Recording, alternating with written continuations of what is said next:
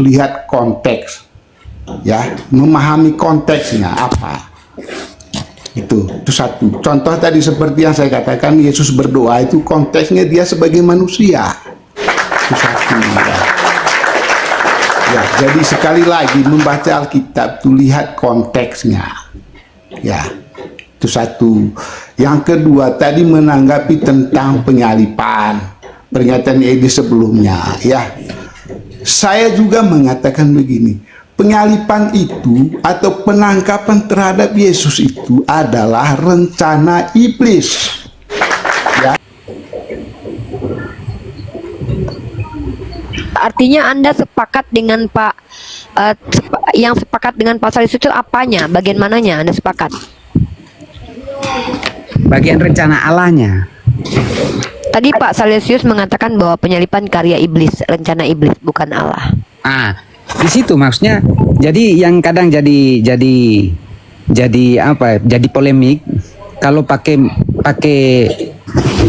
rasa, maksudnya pemilihan kata rancangan atau rencana bisa dalam arti benar juga, tidak salah. Tapi itu tidak bisa dipandang sebelah begitu saja.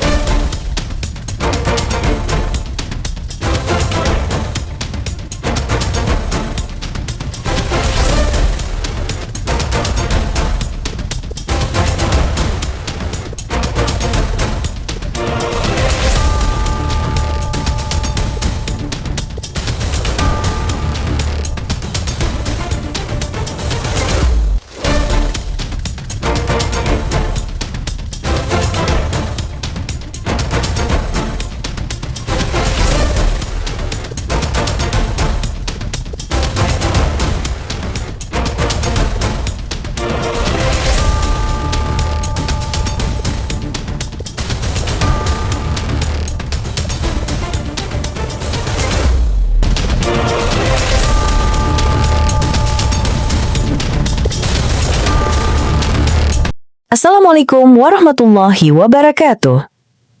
Selamat datang di channel Tanya Jawab Iman, tempat di mana Islam dan Kristen bertemu dalam ruang diskusi dan debat.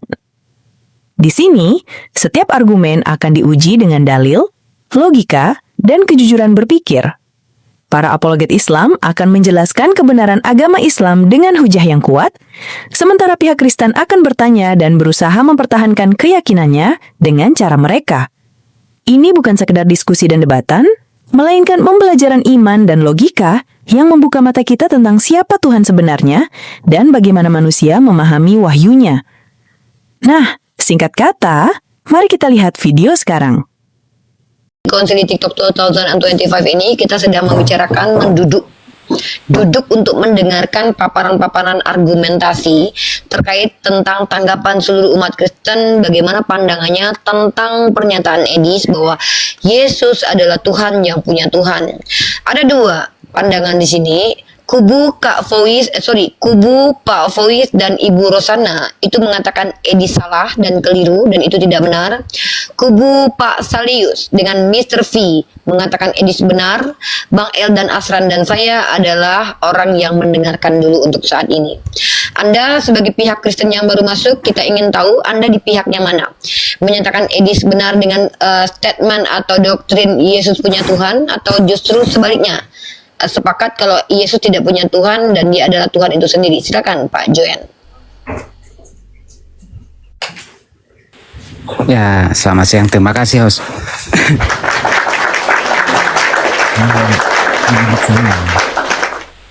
Kalau menurut saya ini kan tentang Edis ya.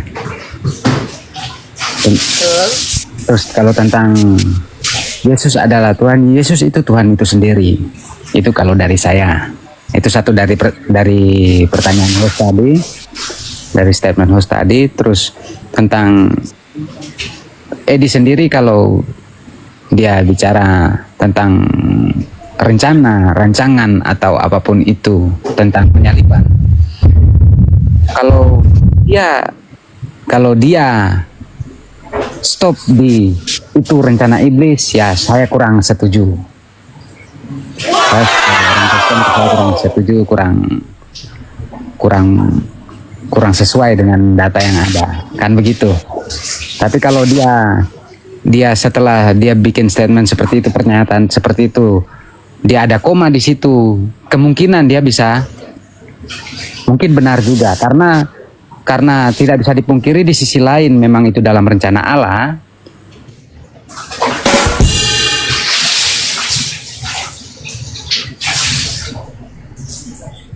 Ya, lanjut Pak Joen.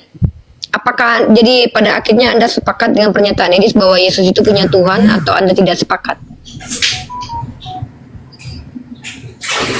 Ya, Apakah Anda pada akhirnya sepakat atau tidak dengan pernyataan Edis? kalau saya pribadi tidak sepakat. Oke, tepuk tangan dulu ya. Berarti Pak Joen dengan Pak Fowis dan Kak Rosana itu sama pemikirannya bahwa mereka tidak sepakat kalau Yesus punya Tuhan. Tinggal Mr. V dan juga Pak Salius. Oke, di antara panelis ini siapa yang mau berbicara dulu untuk menjelaskan, mendetailkan lagi bahwa kalian itu benar dengan dalil yang ada di kitab kalian? Siapa kira-kira? Pak Salius? Mr. V? Mau siapa? Pak Salius dulu. Oke, silakan. Silakan Pak Salius. Ya. Ya, terima Nanti kasih, kita Rosa. adakan Bang El dan Asran bertanya ya kepada kalian 1, 2, 3, 4, 5 orang panelis saya dari umat Kristen ini. Tepuk tangan dulu, keren banget. Nanti Asran dan Bang El akan memberikan pertanyaan kepada Anda. Semoga Anda menjawabnya dengan penuh ilmu pengetahuan. Silakan Pak Salius. Oke, terima kasih, Os. Gini, kita membaca Alkitab itu harus paham yang namanya konteks, ya. Konteks. Jadi Yesus contohnya Yesus berdoa di Taman Getsemani sebelum ditangkap. Itu konteksnya apa? Artinya konteksnya Yesus itu sebagai manusia. Natur manusianya itu dia tampilkan di situ. Karena kalau natur manusianya tidak ditampilkan untuk mengajar murid-muridnya, saya kira tidak sempurna, ya kan? Makanya saya sekali lagi mengatakan, membaca Alkitab itu harus lihat konteks, ya, memahami konteksnya apa. Itu satu. Contoh tadi seperti yang saya katakan, Yesus berdoa itu konteksnya dia sebagai manusia. Itu satu. Ya, jadi sekali lagi membaca Alkitab itu lihat konteksnya. Ya, itu satu. Yang kedua tadi menanggapi tentang penyalipan, pernyataan Edis sebelumnya. Ya, saya juga mengatakan begini, penyalipan itu atau penangkapan terhadap Yesus itu adalah rencana iblis.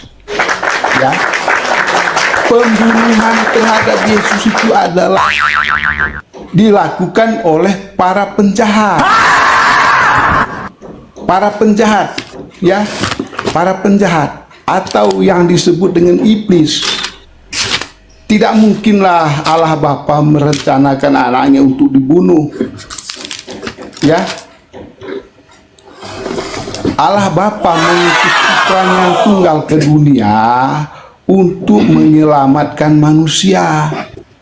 Nah, dalam menyelamatkan manusia ini, Allah Bapa sudah mengetahui bahwa akan ada banyak tantangan, akan ada banyak penolakan, ya.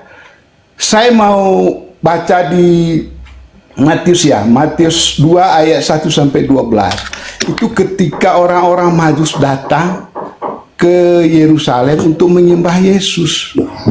Mereka bertanya kepada penduduk Yerusalem, di manakah tempat Raja Yahudi yang barusan lahir itu? Ya, akhirnya pertanyaan itu didengar di telinga Raja Herodes. Ya, akhirnya Raja Herodes ini ingin membinasakan Yesus karena menurut pandangan Herodes, raja di Yerusalem itu hanya dia. Tidak ada raja lain lagi. Sehingga ketika ada kabar ada raja yang baru lahir untuk Yehuda itu, ya, itu dia berusaha untuk membunuh Yesus. Dan terbukti dia mengumpulkan para pemuka agama dan ahli-ahli Taurat untuk menyelidiki hal itu, ya, menyelidiki hal itu dan suruh mendaftar anak-anak yang baru lahir yang berumur 2 tahun ke bawah pada waktu itu. Yaitu rencana Herodes itu diketahui oleh Allah Bapa. Akhirnya Allah Bapa mengutus malaikatnya kepada Yusuf untuk mengungsi, ya, untuk mengungsi ke Mesir. Itu mengungsi, akhirnya Yesus Oke. terselamatkan Maaf, biar dari tidak peristiwa panjang. itu. Saya Izin, Pak. ingin lanjutkan Ya. ini, Rifaya. Yang Oke. kedua, Ya, lanjut. yang kedua, terjadilah pembantaian anak-anak pada waktu itu. Ya, itu rencana iblis semuanya. Nah, pada ujungnya iblis itu kan membisiki Yudas yang adalah salah satu murid Yesus yang mengkhianati Yesus itu kan. Gara-gara dia menerima 30 keping perak, akhirnya dia mau berkhianat Yesus kan. Nah, gara-gara dialah akhirnya Yesus Oke, ditangkap, Pak, diadil. biar kita dapat semua kesempatan bicara, karena di sini ada 5 Ya. tamu saya yang juga harus menjelaskan iman mereka, ya, sama seperti Anda. Poin yang saya tangkap adalah Anda tetap percaya bahwa penyalipan karya iblis dan Yesus punya Tuhan. Itu poinnya. Ya, betul. Oke. Betul. Joanne, Anda sepakat dengan Pak Salesius?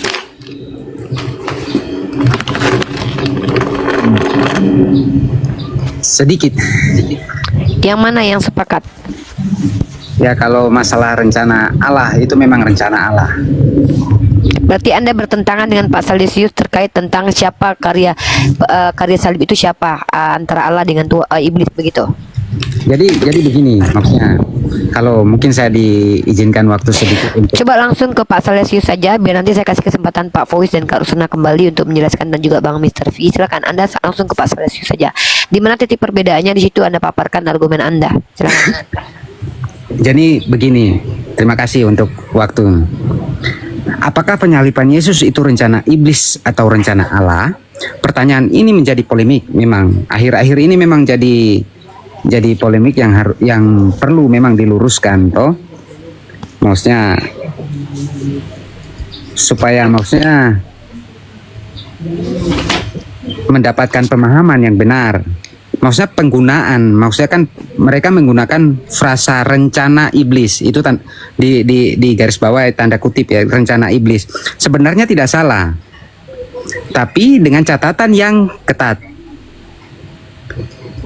Maksudnya begini, frasa ini, pemilihan kata ini hanya boleh dipakai untuk menggambarkan tujuan iblis dalam konteks usahanya untuk menjatuhkan, menghentikan atau menghancurkan misi Kristus.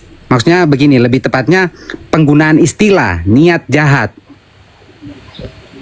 Karena iblis tidak memiliki kedaulatan. Ia hanyalah agen kehancuran yang mencoba memanipulasi peristiwa untuk kepentingan jahatnya, begitu.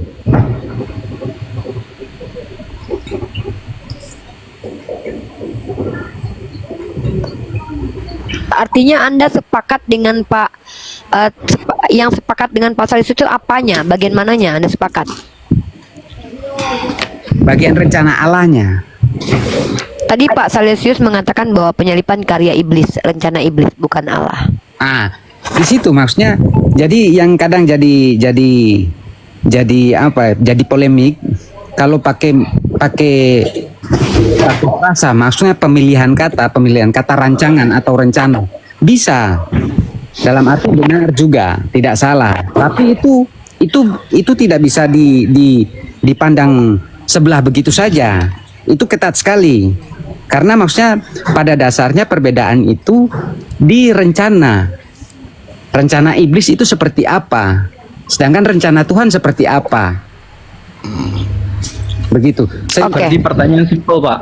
Pertanyaannya simpel. Kalau misalkan itu merupakan satu diksi yang salah untuk sebagai penyebutan seperti itu, maka seperti apa diksi yang benar? Nah, Ya, mungkin berikan diksi yang bisa kita gunakan gitu, biar kita nggak ini diskusinya. Silakan. Jadi maksudnya seperti ini yang tanya siapa dulu dalam arti Islam, Asran. Sebagai orang Islam kami bingung dengan teman-teman semua karena ada dua jawaban di sini. Pak Salesius dan Bang Mr. V percaya bahwa penyalipan karya iblis dan bahkan percaya bahwa Yesus punya Tuhan. Artinya berpihak kepada doktrin yang diajukan oleh Edis yang ditolak oleh beberapa skolar seperti Dr. Deki Ngadas, Dr. Muriwali dan juga Dr. Siapa namanya itu Dr. Esra Soru, dimana kalau kita lihat yang berbeda pendapat ini secara status sosial keakademisan itu berbeda ya. Para doktor plus pendeta, mereka adalah orang-orang yang memiliki gelar capable dalam dunia akademisi mereka, yaitu seorang teolog, diantaranya Pak Dr. Deki sama Dr. MYM dan juga Dr. siapa satu lagi Esra Soru. Edis itu disupport oleh beberapa apologet yang non akademis karena saya tidak tahu dia pernah kuliah di mana. Dia bersama Sofiatul dan setahu saya dia juga adalah salah satu penghujat dan penyerang agama Islam dan mengadakan diskusi untuk lebih menyerang agama Islam. Nah, dan Mr. V dan Pak Salesius sepakat dengan Edis, sementara Pak Fowis dengan Kak Rosana tidak sepakat, bahkan mengatakan Edis itu salah. Anda sepertinya masih abu-abu seperti Pak Ir tadi. Pertanyaan saya, dua diksi yang dibawakan Edis bahwa satu penyalipan karya iblis, kedua Yesus punya Tuhan, mana yang Anda sepakati, mana yang tidak Anda sepakati? Silakan. kalau pakai diksi itu tidak bisa, dalam arti begini, makanya saya bilang dia menggunakan diksi rancangan kan begitu. Oke, mungkin saya kasih definisi dulu kepada Anda. Saya pernah membahas ini. Karya itu hasil pekerjaan, rencana itu planning, ya. Kemudian kalau Anda lihat rancangan itu kehendak itu adalah keinginan, rencana atau rancangan itu adalah sistematika untuk meluluskan keinginan itu, untuk menjalankan keinginan itu, dan karya adalah hasil dari eksekusi yang telah terjadi dari rencana itu. Bisa paham nggak? Kalau kita lihat alurnya itu kehendak dulu, rencana dan rancangan, baru kemudian eksekutor atau karya atau hasil. Nah itu. Nah yang kita tanya di sini semuanya boleh. Penyalipan itu kehendak, rancangan, karya siapa? Kalau menurut Edis itu adalah iblis yang kemudian dirubah oleh Bapa menjadi karya keselamatan. Nah, Anda itu seorang yang mana? Apakah penyalipan itu kehendak, rencana, dan karya iblis atau malah Allah? Kalau Anda berpihak kepada apa dan mana, nanti tolong diberikan dalilnya. Contoh, saya sebagai seorang muslimah yang membaca kitab kalian, saya untuk kali ini malah lebih cenderung berat ke Edis karena jujur Edis ada dalilnya. Yohanes pasal ke-8 nomor 37 sampai 42. Silakan dibaca. Apa kata Yesus? Bapa yang kau ingin lakukan adalah kehendak Bapamu sendiri. Iblislah yang menjadi bapamu. Kau ingin membunuh aku. Kalau Allah adalah bapamu, tentu kau mengasihi aku. Kalau memang Bapak itu mengasihi Yesus, nggak mungkin dia punya rencana untuk membunuh. Dalam ayat itu, silakan dibaca Yohanes 8:37 sampai 42. Tapi lagi-lagi kalau kita pakai doktrin Kristen secara turun-temurun mainstream dan harus utama, ini salah. Karena memang Yesus itu memang telah dinubuatkan atau telah direncanakan sejak semula atau ditetapkan oleh Allah Bapa. Karena maka Kristen itu menganggap ada nubuatan kematian Yesus dalam kitab Perjanjian Lama. Dengan percaya doktrin ada nubuatan Yesus dalam Perjanjian Lama, itu telah menyatakan bahwa penyalipan karya Allah menggunakan tangan iblis, seperti itu. Jadi saya pribadi tentu bukan Kristen yang menggunakan doktrin, karena saya bukan Kristen. Saya seorang muslimah yang punya critical thinking, seorang akademisi, menggunakan pendekatan linguistik, rasional berpikir, dan juga kontekstual dalam kitab suci untuk dibahas dan dikaji. Saya tidak mau berpihak kepada Pak Salesius dan Mr. V, dan juga tidak mau berpihak kepada Pak Fowis dan Kak Rosana, karena saya justru ingin mendengarkan jawaban kalian sebagai umat Kristen. Seperti itu. Nah, jadi Bapak Joen, kalau Anda masih belum bisa menentukan sikap, maka option aja, abstain aja dulu. Biar kita dengarkan saudara-saudara kita yang lain yang memiliki pandangan berbeda.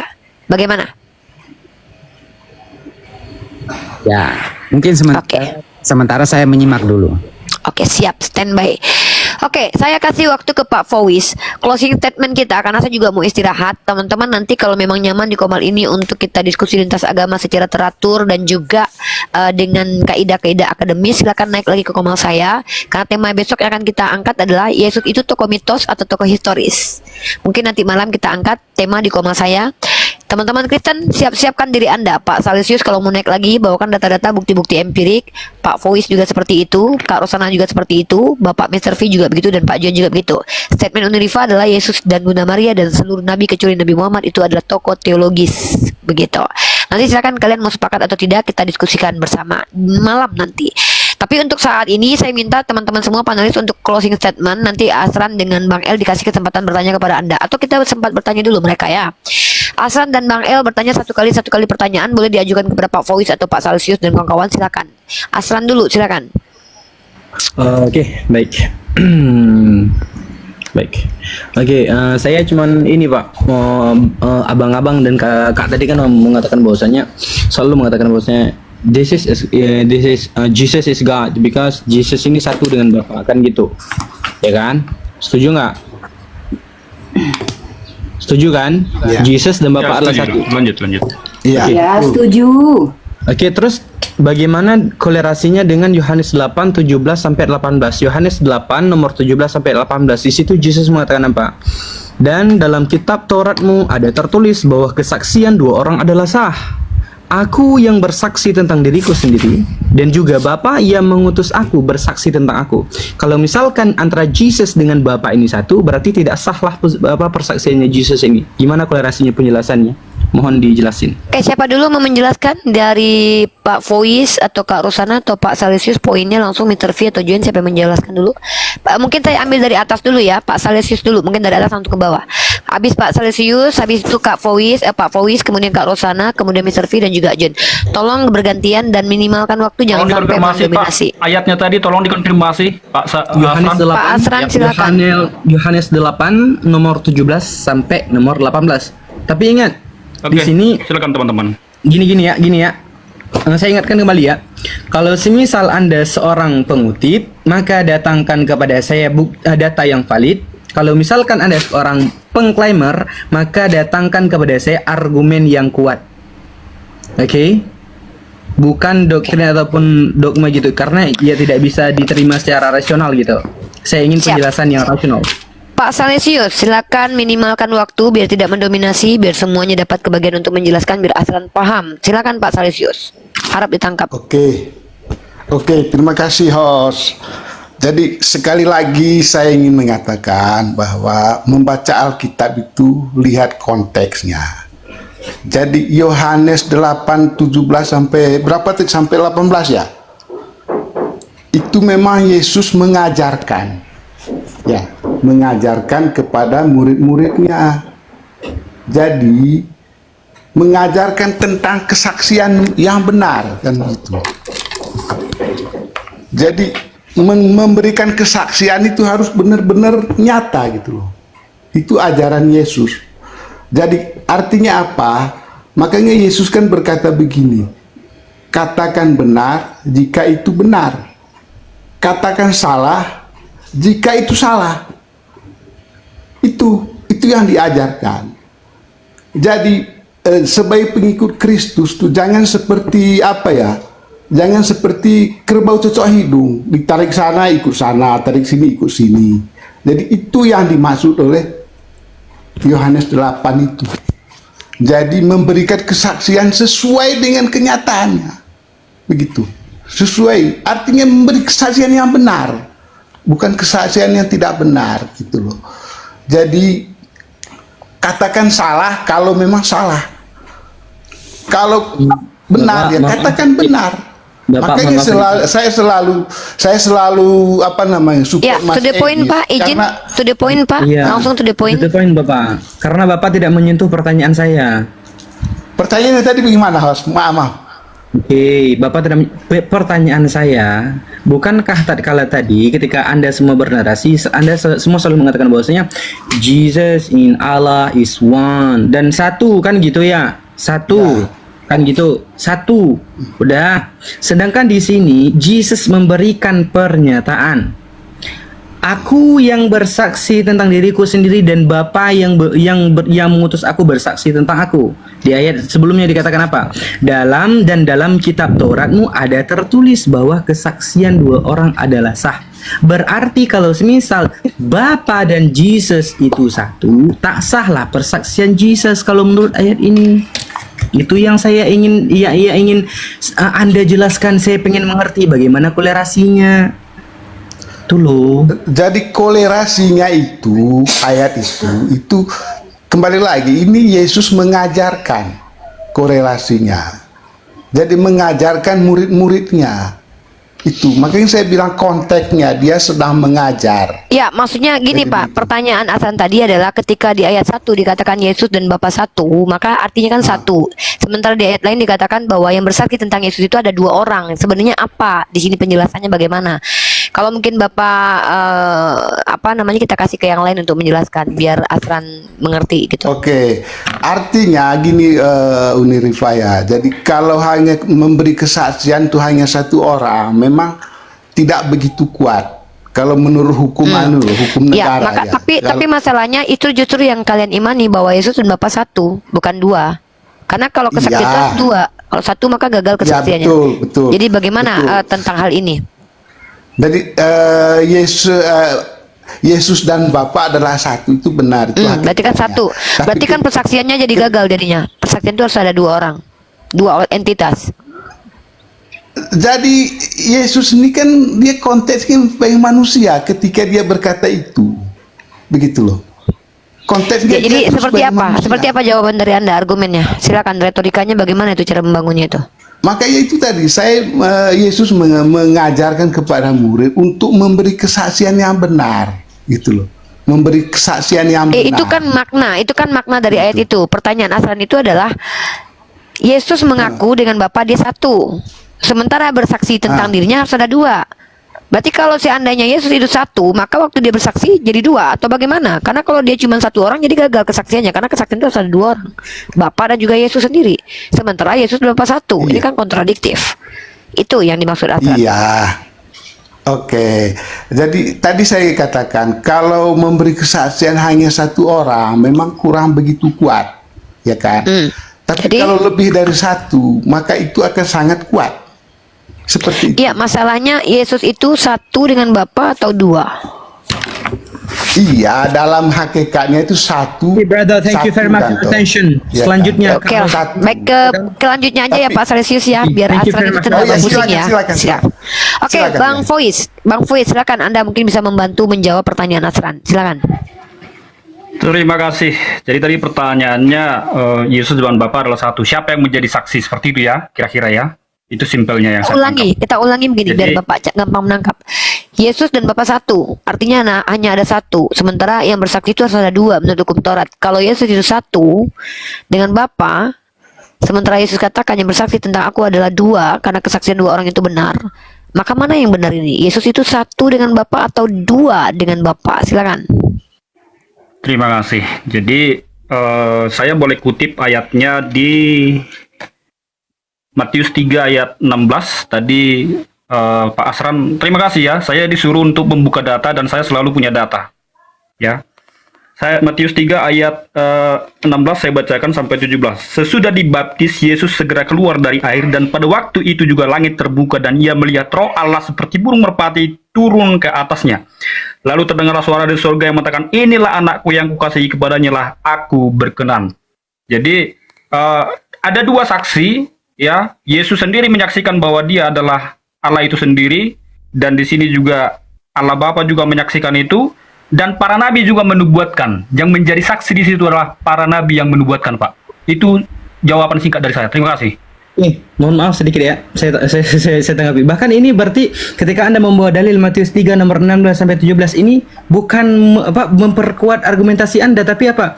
Makin menganjlokkan argumentasi Anda. Di sini secara bersamaan loh munculnya tiga-tiganya. Bapa muncul, terdengar suara Bapa dari sorga. Roh Kudus muncul seperti burung. Habis itu burung merpati ya kan? Habis itu Yesus pun ada. Bagaimana Anda mengatakan itu satu? Bukankah tiga-tiganya muncul secara bersamaan? Bagaimana kita katakan satu? Bahkan dengan data yang Anda bawa Jadi, ini, Pak, lebih mengabsurdkan pemikiran itu.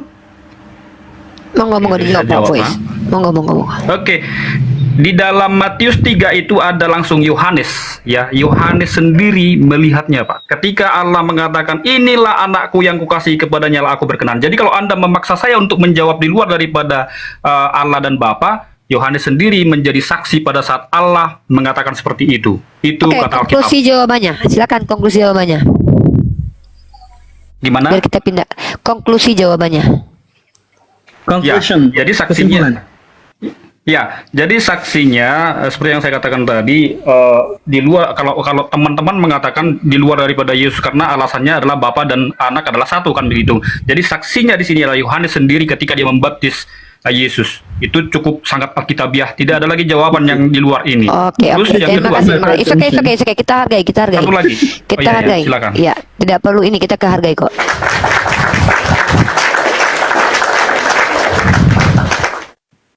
Silakan, ada lagi Pak?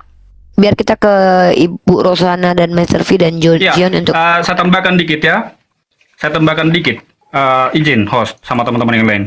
Kalau tadi Celesius mengatakan masalah berdua di Taman Getsemani itu menjadi konteks, sebenarnya Anda itu bukan berbicara konteks, Pak. Saya orang teologi ya, Pak. Maaf ya. Maaf. Saya orang teologi ya. Yang Bapak katakan itu Yesus berdoa di Taman Getsemani bukan berbicara bahwa Yesus punya Tuhan. Tetapi Anda harus melihat apa isi doa Yesus itu. Isi doa Yesus itu ada di Yohanes 17 ayat 21 hingga 22. Jadi konteks itu, Pak, tidak mungkin lari daripada ayat-ayat sebelum dan sesudahnya. Itu kalau konteks namanya, Pak, saling berhubungan. Ya, Bapak Celsius ya. Jadi kalau Anda itu bernarasi, itu Anda bukan berbicara konteks, tetapi Anda berbicara itu ngarang bebas. Ya. Jadi itu namanya ngarang bebas, bukan konteks. Kalau konteks itu sekali lagi saling berhubungan.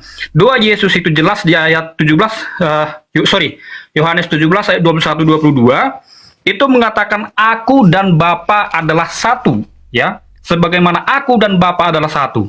Jadi tadi sudah saya terangkan sebenarnya di awal bagaimana, kenapa Yesus itu berdua.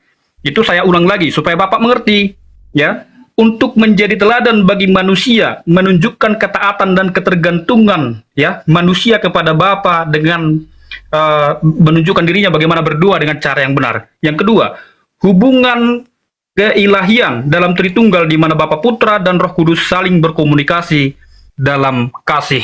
Jadi sekali lagi Pak, mohon maaf ya, saya tidak mengurangi rasa hormat saya kepada Anda.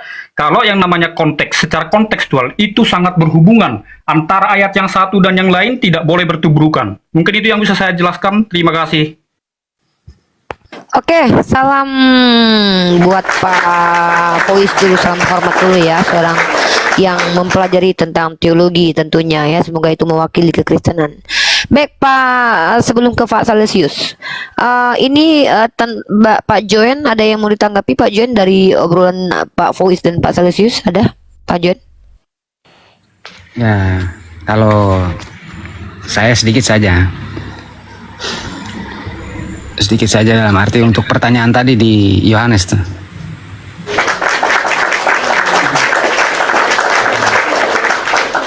Itu dua pribadi atau satu pribadi? Maksudnya pertanyaannya coba tolong dikonfirmasi kembali.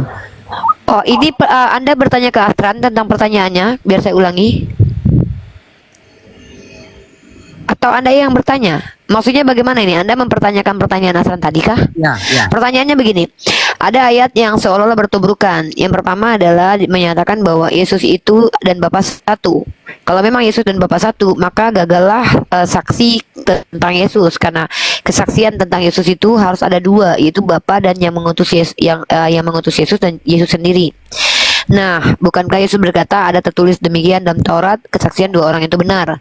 Sebenarnya Yesus itu terhitung satu atau terhitung dua dengan Bapa? Itu pertanyaan Asran sebenarnya, Bang Joen. Tapi kalau Pak Fois lebih mengedepankan argumentasi Pak Celsius tentang di Taman Getsemani gitu ya, bahwa Yesus itu bukan berdoa kepada Tuhan, tapi lebih secara kontekstual seperti yang dijelaskan Pak Fois tadi. Silakan, Anda mau menanggapi apa? Silakan. Menanggapi tentang tadi apa Pak Asran. Iya Pak Asran. Nah, pertanyaan tadi tentang itu, maksudnya itu kolerasinya bagaimana? Kan begitu kah? Iya, betul. Lanjut. Itu maksudnya pertanyaannya kolerasinya bagaimana? Itu Bukan, kolerasi. pertanyaannya bagaimana cara kalian memahami? Di satu sisi dikatakan Yesus dan Bapa satu, sementara kalau dia dan Bapa satu, otomatis kesaksian tentang dia yang dua orang itu gagal karena kesaksian itu harus dua orang, kata Yesus. Yesus menghitung dirinya dengan Bapa dua, sementara di satu lagi di ayat lagi Yesus mengaku dia dan Bapa satu. Yang benar nih yang mana? Yesus terhitung dengan Bapa itu dua atau terhitung satu? Sebenarnya itu pertanyaan Asran. Maksud saya dengan kolerasi dengan ayat yang mengatakan Jesus dan Bapa itu satu loh. Dengan ayat ini. Jelaskan bagaimana. Ada kontradiktif di situ. Kalau dikatakan Yesus itu dan Bapa satu, berarti ketika Yesus mengatakan kesaksian tentang Yesus itu adalah dua orang, kesaksian itu salah karena Yesus dan Bapa kan satu. Begitu loh, my brother. Nah, kalau Pak Fuis dengan Pak Celsius masih fokus terkait tentang Yesus itu berdoa kepada Tuhan atau tidak. Pak Celsius membawa tentang di Taman Getsemani Yesus berdoa. Lalu Pak Fuis menjelaskan secara teologi bukan berarti Yesus berdoa kepada Tuhan, tetapi secara kontekstual Yesus mungkin mengajarkan dan segala macam penjelasannya tadi. Anda mau menanggapi yang mana? Menanggapi yang Asran atau menanggapi Pak Fuis dan Pak Celsius? Begitu loh, bro. Ya kalau saya menanggapi yang Asran. Asram. Oke, silakan Anda tanggapi Asran. Kalau supaya Anda jawab dulu, Anda baca dulu ayatnya. Silakan Asran kasih ayatnya dua-duanya, Dek. Biar beliau mengetahui ayatnya. Oke, dengar ya. Dalam Yohanes 8 nomor 17 sampai nomor 18. Oke, dikatakan apa? It is also. Oh enggak bahasa Inggris, bahasa Indonesia aja. Dan dalam kitab Tauratmu ada tertulis bahwa kesaksian dua orang adalah sah. Aku yang bersaksi tentang diriku sendiri dan juga Bapa yang mengutus aku bersaksi tentang aku. Berarti dia dan Bapa ini tidak satu. Karena kalau satu tak sah persaksiannya. Kan gitu. Maka monggo dijelasin bagaimana. Itu kesimpulan Bapak. Bukan kesimpulan saya. Begitu yang tertera secara kontekstual. Ya saya. Biar Bapak enak, Bapak baca dulu aja ya. Nanti Anda baru buka mic setelah Anda tahu. Oke, Kak Rosana nih tadi sempat terpental naik lagi. Silakan Kak Rosana tanggapi pertanyaan Asra atau tanggapi Pak Fuid dan Pak Salsius, silakan. Kan ambil alih dulu, ini menjauh dari perangkat sebentar. Iya, halo. Halo. Iya. Jadi tadi saya perhatikan ya, selalu pemahaman kita itu selalu tentang dunia fisik, alam fisik. Padahal sudah dikatakan bahwa Tuhan itu sebenarnya roh adanya, satu roh. Yesus anak manusia, Bapa ataupun Roh Kudus itu semua satu roh. Jadi kenapa kita masih memusingkan lagi? Sudah jelas ini Jelas bahwa apa? Yesus sebagian dari roh Bapa itu sendiri. Dia menjadi manusia karena punya dua misi. Saya bacakan ya, Ibrani 2 ayat 14. Karena anak-anak itu adalah anak-anak dari darah dan daging, maka ia juga menjadi sama dengan mereka dan mengambil bagian dalam keadaan mereka supaya ia mengalahkan dia, yaitu iblis yang berkuasa atas alam maut. Jadi kenapa Tuhan yang Maha Roh itu turun menjadi manusia? Karena dia harus mengalahkan iblis. Karena kalau kuasa maut tidak dikalahkan, semua orang bakal mati dan masuk neraka. Ibu. 2. Sebentar Ibu. Jadi harus dibaca jelas. Dulu Yohanes 8, dibaca dulu Yohanes 8. Saya nomor sudah 19, baca Bapak. Ya udah coba dibaca. Baik. Ya udah nih. Saya tampilkan Anak ya. dan Bapak Saya- itu satu roh. Iya, makanya kalau lihat, Anda lihat. menganggap itu Saya dua tampilkan orang ya. fisik seperti Secara Anda dan konteks. saya, itu jadi gagal paham. Tuhan itu roh. Adanya satu roh. Saya pengennya mohon maaf. Lihat ini dulu. Saya pengen Anda jelaskan. Saya sudah minta dari awal. Anda jangan bawa doktrin ataupun dogma. Saya minta jelaskan kepada saya secara kontekstual dari tadi. Karena kita di sini secara akademis. please deh. Baca deh. Oke. Baca Yohanes 1 ayat 18. Tidak seorang Baca pun Yohanes. yang pernah Saya melihat Tuhan. mempertanyakan Tapi ini loh, anak yang Ibu. ada di pangkuan Bapa, dialah yang menyatakannya. Ya, Jadi Pak Asran. Tuhan yang menjadi manusia itu yang menyatakan Bapa yang adalah roh. Itu. Aku berkhotbah dari tadi, Ibu. Ibu tidak paham dengan pertanyaan bahkan. Coba Pak Asran. Nah, seperti yang Pak Asran sekarang ada tunjukkan toh. Pak Asran sedang menunjukkan apa itu, dan dalam kitab Taurat 8 ayat 17, dan dalam kitab Tauratmu ada tertulis bahwa kesaksian 2 orang adalah sah. Itu kan ada tanda baca situ toh. Ya. Nah, akulah yang bersaksi tentang diriku sendiri, dan juga Bapa yang mengutus aku bersaksi tentang aku. Nah, jadi begini Bang Asran. Di saat dia menyampaikan itu, Bapak ada di situ kah tidak? Ya, saya tidak tahu kan, saya tidak di situ, Bang. Nah, seperti sekarang, seperti Abang lagi bicara, roh Abang ada di dalam Abang kah tidak?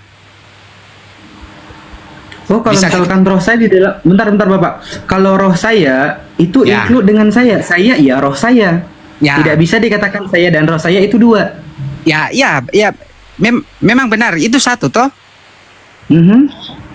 Itu kan satu di saat Abang Asran dengan roh Abang Asran. Mhm. Roh Abang Asran itu kan satu. Iya betul. Satu atau 2 itu? 1. Nah, di saat Abang Asran bicara, fisik Abang Asran bicara, Bapak itu ada terlihat di situ atau tidak? Di ayat itu ada terlihat sang Bapak juga ikut bicara atau tidak? Ini kontekstual. Maksud Anda apa, Bapak? Maksudnya di saat Yesus bicara tentang Bapa, Bapa bersaksi juga kepadaku. Jadi begini, maksudnya di saat Yesus bilang Bapa juga bersaksi, di saat dia bicara begitu, Bapa itu ada di situ atau tidak, dalam arti orang-orang yang bicara dengan dia melihat Bapa itu ada atau tidak? Tidak tahu saya, Bapak. Kan dalam konteks itu Bapa tidak ada di situ, tidak berfisik, tidak berwujud sama-sama dengan Yesus waktu itu. Bapak, gini loh Bapak. Kalau misalkan Bapak mengatakan bahwasanya Jesus ini merupakan roh Allah, berarti mereka tidak terpisahkan, mereka satu, maka tak sah persaksian ini, begitu loh. Tetapi Jesus mengatakan apa? Aku yang bersaksi tentang aku dan Bapa yang mengutus aku yang bersaksi tentang aku. Kan gitu. Bapak yang mengutus aku bersaksi tentang aku. Ya. Sekarang begini Bapak, seumpama Allah dalam arti Allah itu ini ada dasar dalam kejadian 1 ayat 26. Puniri Ini- Pak, aku mohon izin sebentar ya, mau Nah. keluar ada perlu ya. Oke, Nanti siap. naik lagi boleh kan ya? Oke, siap. Terima kasih Uniri Pak. Coba Abang baca dalam kejadian 1 ayat 26. Bapak, saya cuman pengen Bapak menjelaskan ayat ini. Kalau misalkan Bapak ingin Tidak di saat kan dalam arti pengertian Bapak, definisi Bapak, terima kasih. definisi Thank you very much for your attention. Oke. Bapak berarti tidak bisa menjelaskan. Saya Iya, menjelaskan. ini saya jelaskan. Maksudnya ini saya jelaskan. Maksudnya begini. Di saat Abang bilang, maksudnya kenapa satu, itu kan ada 2 pribadi, kan maksudnya begitu. Makanya saya jelaskan dengan ayat ini, kejadian 1 ayat 26. Dalam pengertian di ayat yang Abang Nasran katakan, itu kan Bapa didefinisikan sebagai Allah. Bapa itu Allah di situ. Nah, kenapa saya arahkan ke kejadian 1 ayat 26, karena di situ kan ada ayat di mana berfirmanlah Allah. Baiklah kita itu jamak atau tunggal? Kalau misalkan kita bilang kita, ini secara pandangan apa nih? Pandangan terminologi bahasa Arab kah, bahasa apa? Kita itu tidak selalu menunjukkan jamak kebanyakan, bukan? Ya. Ya. Kalau bahasa Indonesia, Tidak. karena Alkitab Tidak. bahasa Tidak. Indonesia Tidak. yang saya pakai, jadi Bentar, boleh Ya. dilihat di kamus KBBI bahasa Indonesia. ya. Ada yang namanya jamak takzim. Itu apa? bukan menunjukkan keberapaannya, tetapi apa? Keagungannya. Oke? Ya. Kata kita Maaf itu Pak, saya pikir tidak udah lari selalu- Pak. Maaf Pak. Tidak Saya selalu udah pikir menunjukkan udah lari itu. Pembahasannya Iya udah lari, benar, Pak, ini tolong. udah lari, betul. Ini udah lari, makanya saya tadi judge a point. Saya minta kolerasinya dengan ayat yang mengatakan dia dan Bapak itu satu, itu bagaimana lo? Itu loh yang saya pertanyakan. Bukan lari ke sana, lari ke sini. Sabar ya, mungkin ya, namanya kita manusia penuh dengan kekurangan. Jadi mungkin bukan saya tidak tahu tentang apa yang dimaksud, tapi mungkin saya kurang mengerti tentang inti pertanyaan Abang Nasran. Jadi mungkin coba saya menyimak dulu sementara.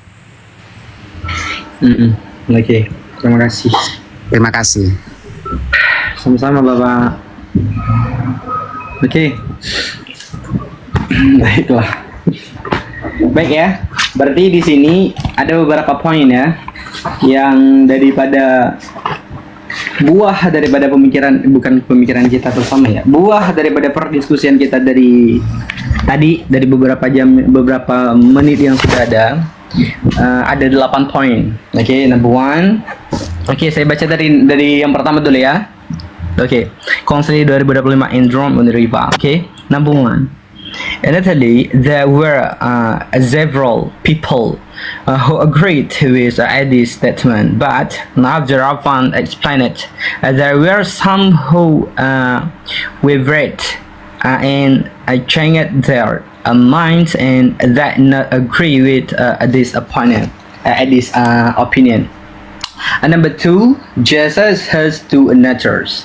This is menurut pandangan daripada Celsius. Number three, he must become human to atone for human sins. So he must have a God worthy of a human. And number four, Jesus prayed to God, and that became the proof that he had a God. Number five, Eddie's never studied the Bible. Okay. Next, the stories of the crucifixion, okay, has been told since the Garden of Eden. Okay. And then the last, is it impossible for God to give His child to be killed? Ya, ngerti nggak? Lost. Bentar ya. Bang masih itu bang kan, masih mendengarkan bang kan? Abang voice? Ya, masih mendengarkan, Oke. Bro. Menurut abang tadi bagaimana bang? Berarti perspektifnya Bapak Salesius tadi bagaimana kalau menurut abang tadi? Ya, jadi saya hanya meluruskan saja bagaimana supaya ajaran itu sesuai dengan kebenaran Alkitab, gitu ya Pak ya. Beliau tadi, ini yang ditanya apa dulu? Would you like to repeat your question one more clearly, Bro?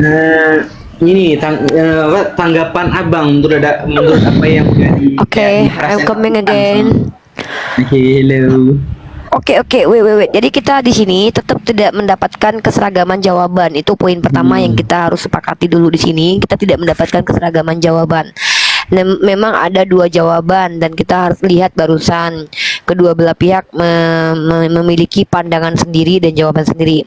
Tapi apresiasi buat panelis-panelis kita. Mereka pertama adalah orang-orang yang berjiwa besar berbeda dan mereka bukan menghujat pribadi dan menghujat agama lain, tetapi mereka memberikan pandangan mereka. Dan saya di sini sedang tidak dalam model mendebat agama lain. Saya ingin kita sama-sama tahu bagaimana pandangan mereka terkait tentang statement Edis yang adalah apologet yang cukup banyak peminat dan penontonnya dan disupport oleh beberapa orang Kristen. Dan ini bertentangan dengan teologis Kristen dan saya juga udah pelajari teologis Kristen itu bertentangan dengan statement Edis.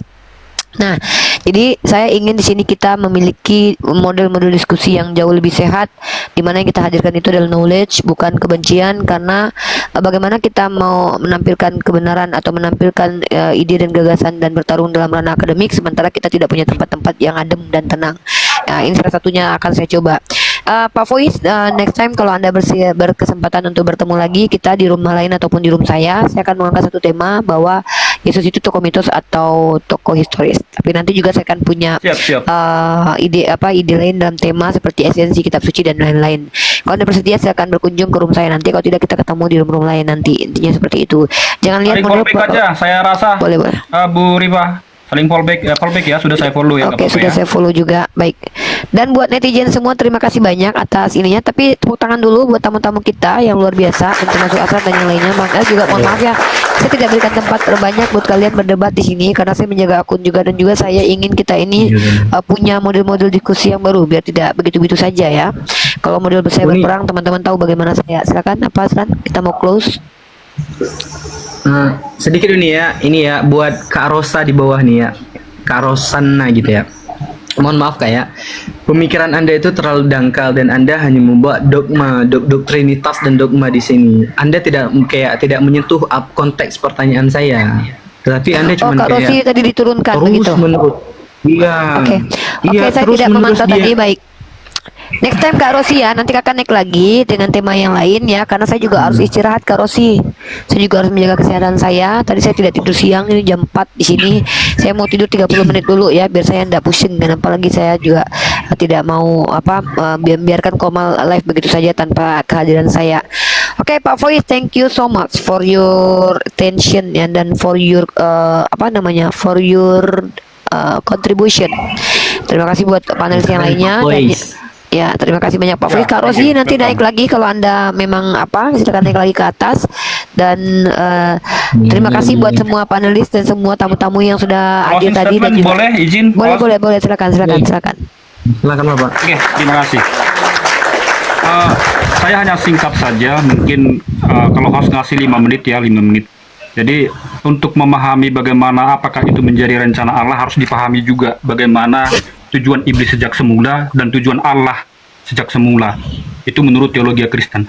Jadi kalau Allah itu inginnya manusia itu hidup ya, dia ingin menaati Allah, dia ingin hidup kekal. Manusia itu ingin dia berbahagia. Ya, jadi Tuhan itu tidak menginginkan manusia itu mengalami kesakitan, mengalami kematian. Itu tujuan Allah sejak awal. Jadi tujuan iblis apa? Tujuan iblis jelas dikatakan di 1 Yohanes 3:8 ya. 1 Yohanes 3:8. Izin saya bacakan boleh ya? Tidak apa-apa ya? Sebenarnya saya udah sangat-sangat ngantuk sekali sebenarnya, Pak. Oke ya. Jadi tujuan iblis itu saya simpel aja. Dia adalah untuk membunuh dan membinasakan, dan dia hidup sejak semula, berdosa sejak semula. Jadi kenapa saya tidak setuju bahwa itu adalah rancangan iblis ya? Bukan itu adalah rancangan iblis. Setiap rencana Allah, ada pekerjaan Allah, iblis selalu masuk ke dalam untuk merusak rancangan itu. Jadi kenapa iblis terlibat pada saat Yesus disalibkan? Tujuan iblis itu sebenarnya apa? Untuk mencuri, membunuh, dan membinasakan. Siapa yang dicuri dan dibunuh? Firman daripada orang-orang Farisi itu diambil karena mereka tahu Alkitab.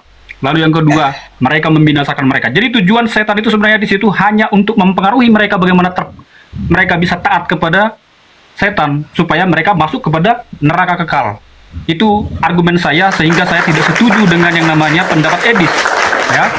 Dan yang kedua, tadi saya sudah kasih ayat yang lebih eksplisit yang mengatakan bahwa itu adalah rencana Allah. Jadi memang tujuan Allah itu memberikan anak yang tunggal supaya setiap orang yang percaya kepadanya tidak binasa ya. Dengan motif apa Allah melakukan ini? Dengan motif kasih. Ya, sama seperti ini host. Misalnya saya punya anak ya, atau saya punya saudara lah. Kalau dia mau transplantasi jantung ya, kalau misalnya saya punya kasih kepada dia dan hidup Kita bahas saya nanti tahu. malam lagi gimana Pak? Soalnya saya nggak tahu. Oh ya, oke, silakan. Oke, terima kasih ya. Banget deh. Ya, terima kasih semuanya ya. Ya baik. Tuhan memberkati ya. Maaf teman-teman, saya benar-benar ngantuk. Terima kasih banyak. Nanti Pak kalau nanti saya silakan Bapak naik lagi ke Komal saya, kita live lagi nanti insyaallah. Jam berapa, Thank you Bu? so much semuanya. Mungkin nanti saya kalau di sini waktu habis Isya waktu Ternate, mungkin kalau di sana sekitar 3 jam atau 4 jaman lagi lah. Saya juga ada aktivitas lain. Saya mau istirahat dulu. Oke, terima Malam kasih. jam-jam Bapak nanti boleh lihat habis jam-jam 7 jam 8 waktu Indonesia Barat boleh nanti. Iya Bang El. Oke, Jangan siap. Siap Pak, thank you. Ya. Ini kan Terima kasih. tidak ada tidak ada jawaban antara Yesus Ya, nanti itu Tuhan kita atau lanjut tidak, lagi. kan? Nanti. Jangan ditambah Itu dulu, saking- nanti malah berdebat. itu- Saya ngantuk banget. Enggak, Ya, ini nanti. itu makin memantapkan saya untuk memeluk agama Masya Islam. Allah, siap, silakan. Karena tidak ada- Maaf teman-teman, udah nggak sanggup ini nih, nggak sanggup lagi nih menahan derita ini, Oke, ngantuknya oke. luar biasa. Thank you so much ya buat semuanya, kita close dulu. Assalamualaikum Saya juga mau warahmatullahi wabarakatuh. gitu. Selamat sore semuanya, dadah semuanya. Jumpa lagi next Ya. time, insya. Alhamdulillah, diskusi ini mengingatkan kita bahwa perbedaan bukan alasan untuk bermusuhan, tetapi kesempatan untuk saling memahami. Kita boleh berbeda dalam keyakinan, tetapi semua manusia sama dalam pencarian akan kebenaran dan kedamaian. Semoga diskusi ini membuka hati, meluruskan pandangan, dan menguatkan iman kita untuk terus belajar tanpa merasa paling benar sendiri. Jika ada hal yang menurutmu menarik, menantang, atau mungkin bertentangan dengan pandanganmu, sampaikanlah dengan cara yang baik dan beradab di kolom komentar. Karena sesungguhnya adab dalam komentar adalah cerminan dari keimanan seseorang. Terima kasih telah menyimak sampai akhir. Semoga Allah memberi petunjuk kepada siapapun yang sungguh-sungguh mencari kebenaran. Sampai ketemu lagi dan tunggu video selanjutnya diskusi dan debat apologetik Islam dengan oknum Kristen lainnya. Assalamualaikum warahmatullahi wabarakatuh.